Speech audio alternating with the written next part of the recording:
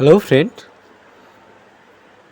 Breaking news এটা লৈ আহিছোঁ। এডিআৰইত যিসকলে এক্সাম দিছিল, চাকৰি নাপালে কিমান কাট অফ আছিল, কোনে কিমান মাৰ্ক পাইছে, আপোনালোকে চাব পাৰিব। আজি মুখ্যমন্ত্ৰী ডাঙৰীয়াই ঘোষণা কৰিছে। আপোনাৰ এনচাৰ স্ক্ৰিপ্টটো চাব পাৰিব, কিমান মাৰ্ক পাইছে এনচাৰত। যদি চাব খোজে RTI কৰিব লাগিব, তেতিয়াহ'লে আপুনি সকলোখিনি চাব পাৰিব।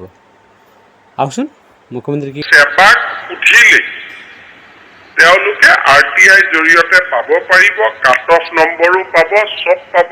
কোনো নিজৰ যদি এনচাৰ স্ক্ৰিপ্টখনো চাব পাৰে, এনচাৰ স্ক্ৰিপ্টখনো দিব সম্পূৰ্ণভাৱে। মই সেৱাক কৈ দিছো যে ইয়াত একো লুকাবলগীয়া নাই।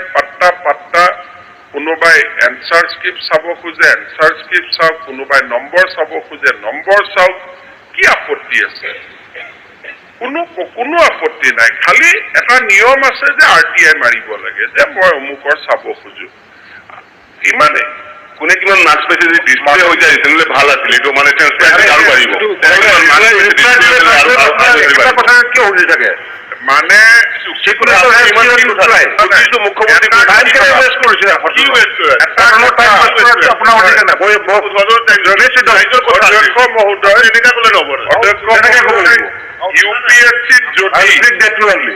UPSCয়ে যদি চব পোৱা নম্বৰ দি দিয়ে, পোৱা নোপোৱা আমিও দি দিম। আমিতো এটা ষ্টেণ্ডাৰ্ড ফলো কৰো। যদি UPSCত ৰুল আছে পোৱা নোপোৱা চবৰ নম্বৰটো দিব লাগে, আমি চবৰ নম্বৰটো দি দিম। আমাৰ কি আপত্তি আছে?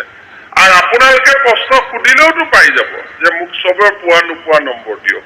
কিন্তু মইনো নিজে কিয় এইখনত খজুৱাই থাকো?